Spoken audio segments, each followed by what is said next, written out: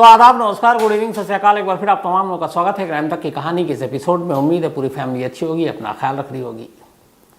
बहुत सारे भूत प्रेत की किस्से कहानियां मैंने आपको इसी एपिसोड में सुनाए हैं, अलग अलग किस तरीके से भूतों पर और भूतों को लेकर कई मुकदमों की कहानी सुनाई है।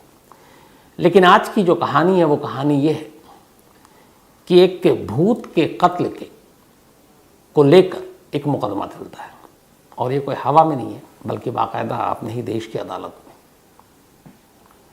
और ये मुकदमा लोअर कोर्ट में जाता है, वहाँ फैसला सुनाया जाता है। इसके बाद उस फैसले को चैलेंज किया जाता है, हाई कोर्ट में पहुँचता है, और फिर हाई कोर्ट में भी इस मुकदमे की सुनवाई होती है, और फिर हाई कोर्ट भी अपना फैसला सुनाती है। अब सवाल है, जो चीज़ दिखाई सुनाई न दे, ऐसे भूत के कत्ल का मुकदमा क्यों कर और कैसे चलाया जा सकता है? क्या किसी भूत का भी कत्ल हो सकता है? और क्या किसी भूत के कत्ल के लिए किसी इंसान पर मुकदमा चलाया जा सकता है? ये सारी बहस की बातें हो सकती हैं, लेकिन जब आप पूरी कहानी सुनेंगे तब आप इन चीज़ों को समझ जाएंगे। ये बात है 1958 की, 1958, और कहानी है उड़ीसा की। उड़ीसा में एक जगह है, बालासोर डिस्ट्रिक्ट में एक गांव है, रस गोविंदपुर। ये जो पूरा इलाका है ये एक तरह से ट्राइबल एरिया है। तो यहाँ पे आदिवासी लोग ज़्यादा रहते हैं, और संथाली या फिर माझी, तो इन लोगों का यहाँ पर इनकी पूरी आबादी है, और इन लोगों का दबदबा है। और ये वो बेल्ट है, ये वो इलाका है जहाँ पर लोग, ख़ासतौर पर स्थानीय लोकल लोग, भूत प्रेत पर बहुत यकीन करते हैं। उनका मानना है कि भूत प्रेत होता है, और वो इन चीज़ों पर पूरी तरह से उनको यकीन होता है। और ऐसे चीज़ों को लेकर बहुत सारे वारदात भी हुई है वहाँ पर। तो इसी रस गोविंदपुर में, बालासोर डिस्ट्रिक्ट के करीब, एक पुराना छोटा सा एयरपोर्ट हुआ करता था। लेकिन 58 आते आते फिर इस एयरपोर्ट में, मतलब एक तो कोई इसका यूज़ नहीं था, ये एक्टिव नहीं था, पुराना हो चुका था, एयरपोर्ट बंद था। लेकिन एयरपोर्ट से जुड़ी हुई जो तमाम चीज़ें थी, बहुत सारे कबाड़ जो थे, आप इसको एरो स्क्रैप कह सकते हैं, वो वहाँ पे पड़े हुए थे। और अच्छे खासे एरिया में ये एयरपोर्ट का पूरा दायरा था। तो एरोड्रम या एयरपोर्ट बंद, लेकिन बहुत सारे वहाँ पे लोहे और ये सारी कबाड़ की चीज़ें, स्क्रैप पड़ी हुई थी, जो काफ़ी कीमती थी। तो इस एयरपोर्ट और उन कबाड़ की हिफाजत के लिए वहाँ पे 2 सिक्योरिटी गार्ड को तैनात किया गया था। इनमें से एक का नाम था दिवाकर और दूसरे का नाम था गोविंद। अब ये दोनों वहाँ ड्यूटी दिया करते। ड्यूटी क्या, कोई काम ही नहीं था, कोई आता ही नहीं, कोई, चूँकि बाउंड्री थी, और बाउंड्री के बाद एक दरवाज़ा जहाँ पे इन लोगों की ड्यूटी थी, तो बाउंड्री पार करके कोई आता नहीं। और शाम होते ही इलाका सुनसान हो जाता, क्योंकि एक तो भूत प्रेत का डर, और इस इलाके में ख़ास ये थी कि लोग रात को अमूमन ट्रैवल या सफ़र करने में झिझकते थे, डरते थे। उन्हें लगता था कि कहीं कोई भूत न टकरा जाए। तो सब कुछ ठीक चल रहा था। इसी दौरान अप्रैल 1958 में कोलकाता से एक बिजनेसमैन, एक कबाड़ी का डीलर, जो स्क्रैप खरीदने का काम किया करते थे, वो पहुंचते हैं इस गांव में। बंधु चटर्जी उनका नाम था। बंधु चटर्जी अप्रैल 1958 में आते हैं, और इस एयरपोर्ट के जो कबाड़ है उसकी नीलामी होनी थी और उन्हें ख़रीदना था। अब इसके लिए उन्हें वहाँ पे रुकना था काफ़ी दिन तक। तो वहीं एयरपोर्ट के पास वो ठहरे हुए। अपने साथ वो अपने एक नौकर को लेकर आए थे, एक नेपाली था, वो राम बहादुर उसका नाम। राम बहादुर उनका वफादार था, लेकर वो आए, और अब वहीं पर वो बिजनेस की डील हो रही है, और कुछ दिन उन्हें वहाँ रहना है। मई का शुरुआती हफ्ता, बल्कि 20 मई की तारीख आ गई, 20 मई 1958। बंधु चटर्जी वहीं एयरपोर्ट के बाहर एक चाय की टपरी थी, दुकान थी, वहाँ बैठे हुए थे राम बहादुर के साथ, और साथ में दिवाकर भी था, और दूसरा जो गार्ड था गोविंद, वो भी था। ये बैठे हुए थे, तभी वहाँ पे बैठ के गप्पे मार रहे थे, चाय पी रहे थे। लेकिन इसके बाद अचानक इन्होंने देखा कि एक शख्स वहाँ पर आया, और वो उसी लोकल गांव का था वो शख्स। और वहाँ पर आने के बाद उसने कहा चाय वाले से, एक तो चाय पी, और फिर कहा कि आज की रात जो है मैं यहीं इसी दुकान पर रुकूंगा, और अपने गांव नहीं जाऊंगा। अब इस शख्स का नाम था चंद्र मांझी। रात करीब 9 बजे आया चाय की दुकान पर। उसके बाद इसने कहा कि अब मैं सुबह ही अपने गांव जाऊंगा। तो इसकी बात ये सुनकर जो बंधु चटर्जी और ख़ास तौर पर जो राम बहादुर, उसे बड़ा अजीब लगा। उसने पूछा क्यों नहीं जाओगे यहाँ रात को, क्या क्यों रुकोगे, यहाँ है क्या? तो उसने कहा नहीं, मैं रात को नहीं जा सकता, रास्ते में भूत मिल जाएगा मुझे। तो ये लोग हंसे, कैसे कैसे मिल जाएगा? उसने कहा हाँ, रात को भूत मिलता है।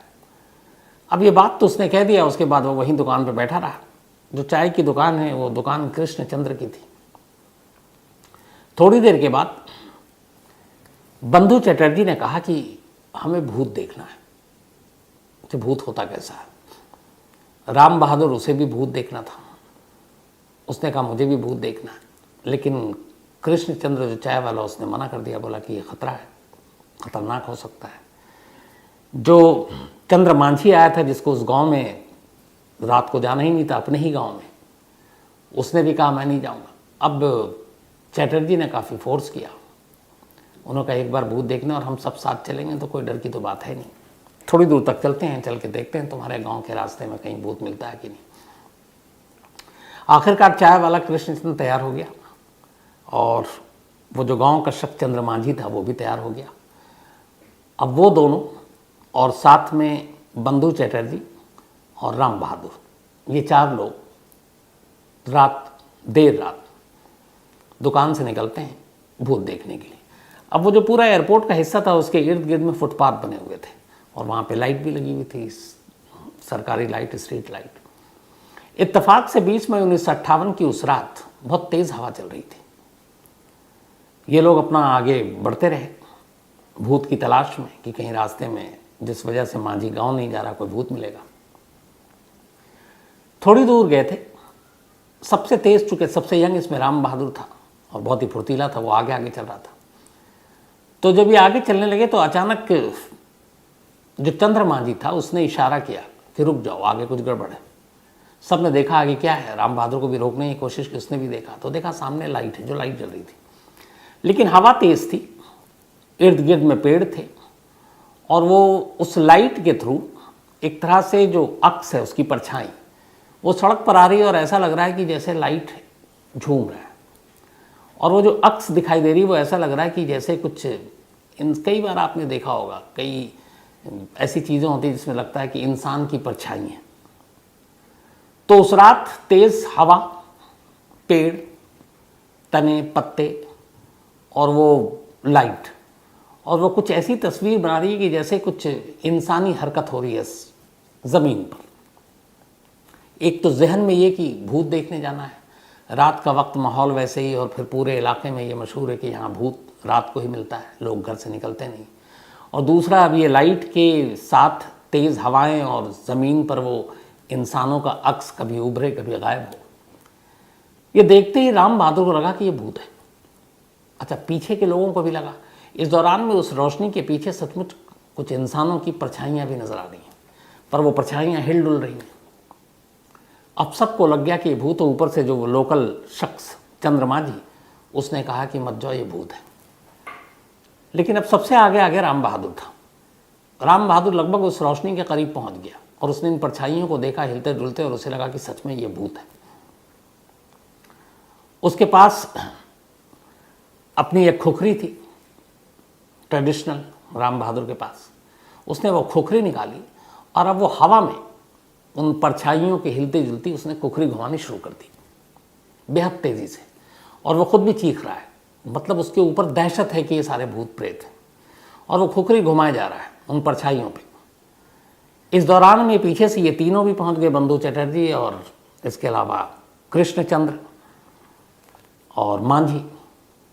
अब वो चला रहा है, ये पीछे पहुंचे, तब तक कृष्णचंद्र करीब चला गया। एक उसने खुखरी घुमाई तो वो कृष्णचंद्र को लग गई। कृष्णचंद्र घायल हो गए। फिर वो जोर से चीखा, तुम क्या कर रहे हो? मैं हूँ, भूत नहीं हूँ। तब तक राम बहादुर को लगा कि अच्छा ये तीनों हमारे। उसने खुखरी घुमानी बंद कर दी। जब बंद कर दी उसके बाद भी कुछ सिसकियों की और चीखने की आवाज़ आ रही। अब ये लोग और घबरा गए। वो किस महिलाओं की आवाज़ थी। अब इन्होंने चारों तरफ देखा कि ये क्या मामला है, सच में भूत है। अब उन्हें अजीब अजीब, एक तो स्ट्रीट लाइट, उसके अलावा कुछ पेड़ वेड़ के बीच में से रोशनी दिखाई दे रही है। अब उन्हें लगा ये सब भूत हो सकता है, लेकिन फिर वो जब सिसकियाँ आ रही हैं, चीख रही हैं, वो करीब गए तो पहले तो डरे, फिर अचानक नज़र पड़ी, देखा कुछ औरतें, और वो उसी गांव की औरतें। ये लोग रात को लालटेन लेकर वहाँ पहुँची थीं, और इनका महीने के कुछ ख़ास दिनों में एक काम हुआ करता था इन महिलाओं का कि वो लालटेन लेकर निकलती और ज़्यादा दूर नहीं जाती और महुआ के फूल को तोड़ने की कोशिश किया करती थी। एक तरफ गांव में ये कि रात को निकलने पे भूत पकड़ सकता है, लेकिन दूसरी तरफ ये थी कि कुछ ऐसे दिन हैं जहाँ पे ये महिलाएं लालटेन लेकर, शायद वो ज़्यादा बहादुर, तो वो फूल तोड़ने के लिए निकला करती थी। और उस रात भी कुछ महिलाएं लालटेन हाथ में लेकर वहाँ महुआ का फूल तोड़ रही थी, और अचानक राम बहादुर आया और उसे रोशनी की परछाई और हिलते पेड़ पत्ते, उससे लगा कि ये भूत है। तो जब वो खुखरी घुमा रहा था तो कृष्णचंद्र के अलावा एक खुखरी एक महिला को भी जा लगी। उस महिला को खुखरी लगी, महिला घायल हो गई। अब जब इन लोगों की नज़र पड़ी तब इन्हें असलियत पता चली, फ़ौरन सब उठाकर महिला को अस्पताल ले गए, लेकिन सुबह होते होते महिला ने दम तोड़ दिया, उसकी मौत हो गई। अब जब मौत हुई तो मामला पुलिस तक गया। पुलिस ने पूरी कहानी पूछी, हर एक ने सच बोला, चाहे वो बंधु चटर्जी हो, चाहे कृष्णचंद्र हो या मांझी हो। खुद राम बहादुर उसने कहा कि मैं गया और मुझे लगा भूत है और मैंने खुखरी घुमानी शुरू कर दी हवा में, और मुझे अंदाज़ा नहीं है, तो कृष्णचंद्र को ही लग गया चाय वाले को, और दूसरा उस महिला को कब लगा, पर मेरा मकसद और इरादा नहीं था। लेकिन एक इंसान का कत्ल हुआ था और एक ज़ख्मी हुआ था, केस तो बनना था, केस बना और राम बहादुर को गिरफ्तार कर लिया पुलिस ने। इसके बाद चार्जशीट तैयार हुई। अब लोअर कोर्ट में ये मामला पहुंचा। जब लोअर कोर्ट में ये मामला पहुंचा तो एक अजीब मुकदमे की अब सुनवाई शुरू हुई। सरकारी वकील का कहना था कि राम बहादुर ने एक इंसान का कत्ल किया है और इसलिए आईपीसी के सेक्शन 302 के तहत जो सज़ा है उसको मिलनी चाहिए। राम बहादुर के वकील ने कहा कि बेशक राम बहादुर के हाथों से कत्ल हुआ है, लेकिन ये कत्ल अनजाने में हुआ है, और जिस वक्त ये कत्ल हुआ उस वक्त वो अपने होशो हवास में नहीं था। वो बुरी तरह डरा हुआ था भूत को लेकर, और भूत से खुद को बचाने के लिए वो चारों तरफ हवा में खुखरी घुमा रहा था। और ऐसी एक खुखरी कृष्णचंद्र को लगी, लेकिन वो बच गया, लेकिन दूसरी खुखरी उस आदिवासी महिला को लगी और उसकी मौत हो गई। तो ये जानबूझकर किया गया कत्ल नहीं है, इसलिए उनके मुवक्किल को माफ़ किया जाए। लेकिन इस पर लंबी बहस हुई कि ऐसा कैसे हो सकता है, दोनों तरफ से दलीलें दी गई, सब कुछ हुआ। आखिर में लोअर कोर्ट ने अपना फैसला सुनाया और उसने इस दलील को मान लिया कि राम बहादुर के हाथ से यह कत्ल अनजाने में हुआ है। चलो उसके लिए कुछ थोड़ी बहुत सज़ा, लेकिन कोर्ट ने कहा कि नहीं, इसे कोई सज़ा नहीं मिलनी चाहिए और इसको सीधे सीधे रिहा कर दो, क्योंकि इसने कत्ल की नीयत से कत्ल किया ही नहीं था। अब लोअर कोर्ट ने रिहा कर दिया। उधर आदिवासी महिला जिसका कत्ल हुआ उसके घर वाले नाराज़ हो गए। फिर पुलिस को भी लगा कि ये क्या मामला है, तो पुलिस ने भी, उड़ीसा पुलिस ने भी उड़ीसा के हाई कोर्ट में इस लोअर कोर्ट के फैसले को चुनौती दे दी। अब जब चुनौती दी तो वहाँ ये एक अजीब मुकदमा आया, एक ऐसा मुकदमा कि एक भूत के नाम पर एक इंसान का कत्ल हुआ है और जिसने कत्ल किया उसे लोअर कोर्ट ने सब कुछ, गवाही है वो एक्सेप्ट कर रहा है, विटनेस जितने हैं वो भी सब मान रहे हैं, बता रहे हैं, उसके बावजूद, मतलब यहाँ ये भी नहीं कि सबूत नहीं, वो जो खुखरी जिससे कत्ल हुआ वो खुखरी भी पुलिस के पास है, हर चीज़ पुलिस के पास मौजूद है, सबूत, गवाह, चश्मदीद, लेकिन फिर भी अदालत ने छोड़ दिया। अब हाईकोर्ट के पास जब ये मुकदमा पहुंचा तो हर एक मानकर चल रहा था कि हाईकोर्ट का फैसला बेहद सख्त होगा। हाईकोर्ट में अब बहस शुरू हुई और हाईकोर्ट की बहस लंबी चली। अदालत ने पूरी कहानी सुनी, लोअर कोर्ट के फैसले को सुना और उसके बाद मामला 302 से शुरू होकर आकर ठहर गया आईपीसी सेक्शन 79। अब सारा केस का फैसले का जो दारोमदार था वो आईपीसी 79 पर आकर रुक गया। अब आईपीसी 79 302 के केस में क्यों और इसका मतलब क्या है, पहले तो आईपीसी 79 ये कहता है हमारा इंडियन पीनल कोड का कि अगर आपको फैक्ट्स की जानकारी नहीं, अगर आप किसी हकीकत से वाकिफ नहीं है, तथ्यों के बारे में आपको पूरी सच्चाई नहीं मालूम है और आपके हाथों कोई जुर्म हो जाता है, तो आपको माफ़ किया जा सकता है। यहाँ पे ये भी है कि दो चीज़ें हैं इसमें। एक ये भी कहा जाता कि अगर आपको कानून की जानकारी नहीं है तो फिर आपको माफ़ नहीं किया जाएगा, लेकिन अगर आपको फैक्ट्स और तथ्यों की जानकारी नहीं है और उस सूरत में कोई क्राइम करते हैं तो आपको माफ़ किया जा सकता है। अब ऐसा क्यों? तो बहुत सारे ऐसे कानून हैं जिसके बारे में हम, आप या और लोग नहीं जानते। चलिए, एक देश, एक शहर, एक स्टेट, बहुत सारे कई अपने अपने भी कानून होते हैं। तो अब इंडिया के बहुत सारे कानून हैं कि यहाँ क्या है क्या नहीं है। विदेशों में आप जाएंगे तो बहुत सारे कानून बदल जाते हैं। जैसे इंडिया में आपको गांजा एक ड्रग्स में आता है जिसके लिए आपको सज़ा हो सकती है, पर यूएस में नहीं है। यूएस में गांजा या बीट जो है वो, उसको लेकर कोई ऐसा कानून नहीं है कि आपको गिरफ्तार कर लिया जाएगा। तो अब अगर आप, लेकिन कोई सपोज अमेरिकी इंडिया आता है और यहाँ आकर वो गांजा पीना शुरू कर देता है, बीट लेता है और पुलिस पकड़ लेती है और फिर कहता है कि सॉरी, हमें तो यहाँ के कानून के बारे में जानकारी नहीं, तो क्या उसे माफ़ किया जाएगा? बिल्कुल नहीं।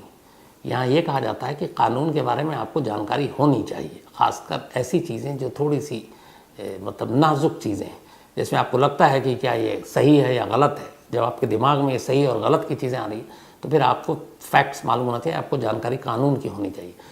अब ये बड़ा साबित करना मुश्किल हो जा सकता है कि किसको कानून की जानकारी थी या नहीं। कई लोग बच सकते थे, कोई भी कुछ कर देते और कहते हमें तो कानून के बारे में पता ही नहीं था इस देश का, हमसे इसलिए गलती हो गई। तो ऐसे में फिर बहुत सारे लोगों को बेनिफिट मिल जाता और वो बच जाते।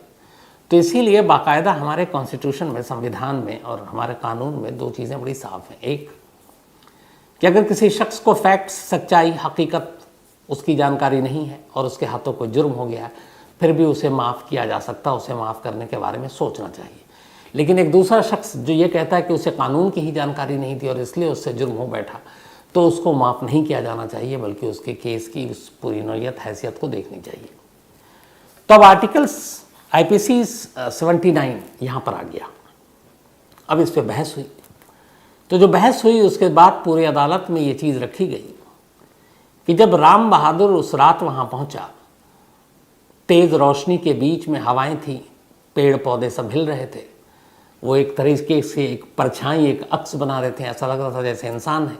और दूसरा, जब वो चाय की दुकान से वहाँ तक पहुँचा तो ये चारों के मकसद यही था और मन में यही था कि इनको भूत देखना है। तो वो पूरा जो एक सीन था वो ये था कि बस भूत ही भूत है और दिमाग में वही भूत हावी था।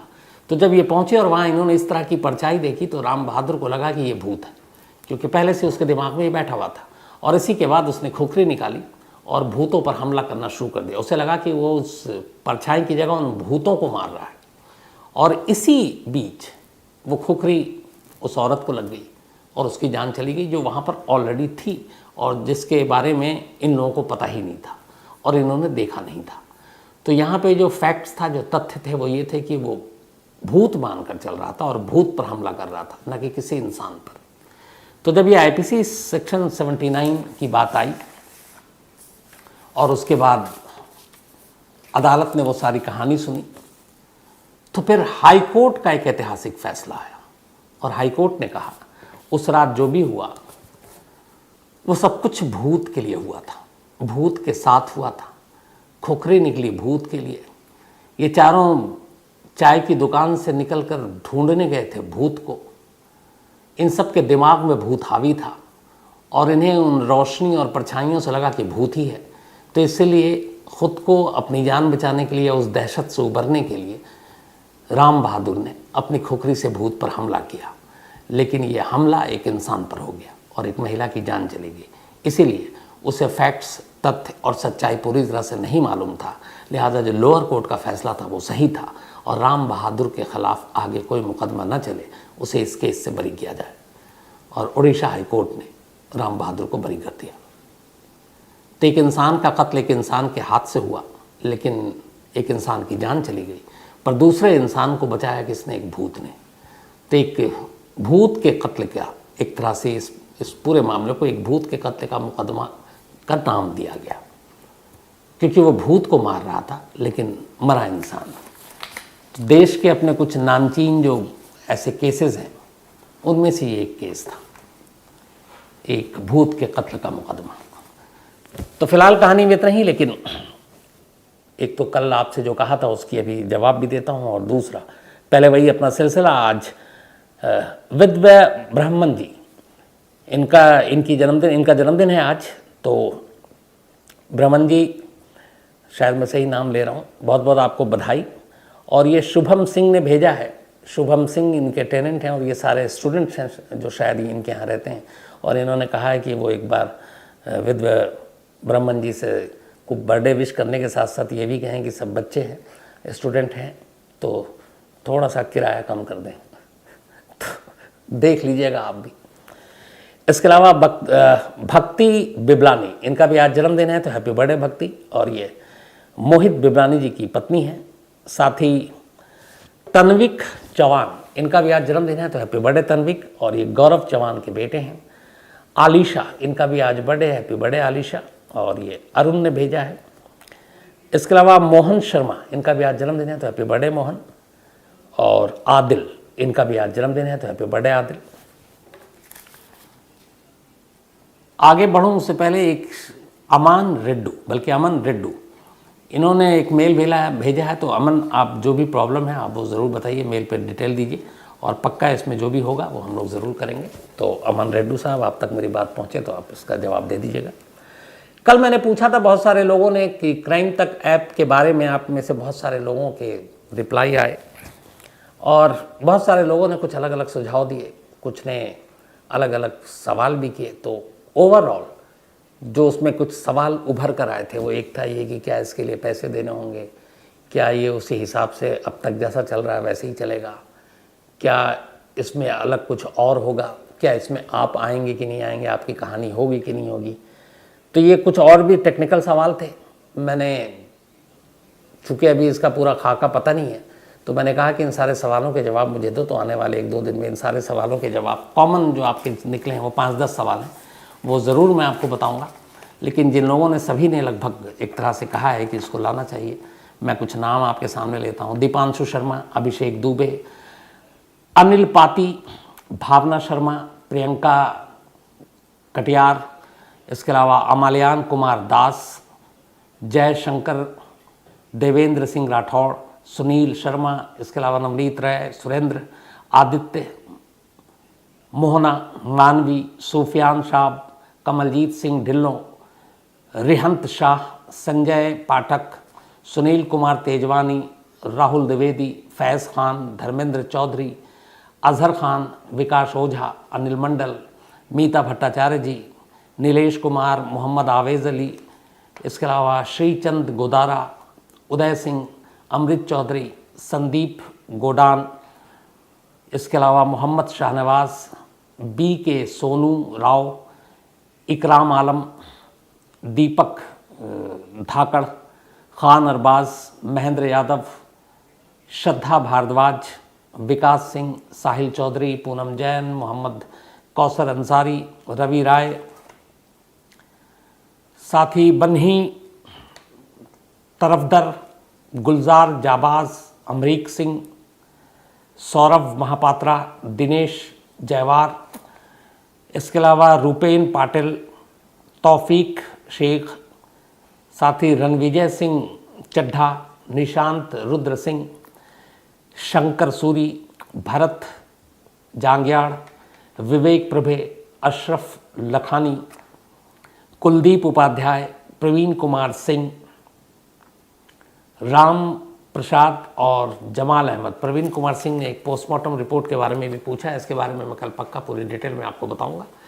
तो आप तमाम लोगों की राय मिली है इसके बारे में। जो तमाम सवाल है ख़ासतौर पे 5-10, उसको मैं अगले कल या परसों आपको उसका पूरा जवाब भी देता हूँ।